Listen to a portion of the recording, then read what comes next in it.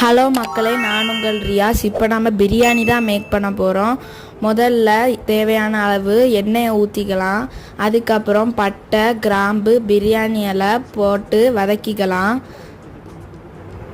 அதுக்கப்புறம் வெட்டி வச்சுருந்த வெங்காயத்தையும் போட்டு வதக்கிக்கலாம்.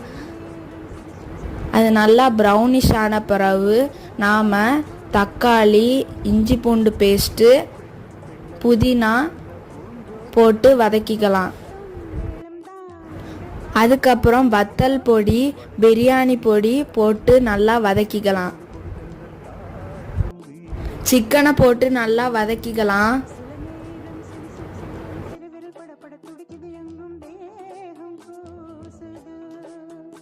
நல்லா வதக்கின பிறகு தேவையான அளவு தண்ணியை ஊற்றிக்கலாம். நல்லா கிண்டி விட்டுக்கலாம். அப்படியே உப்பையும் தூவி விட்டுறலாம்.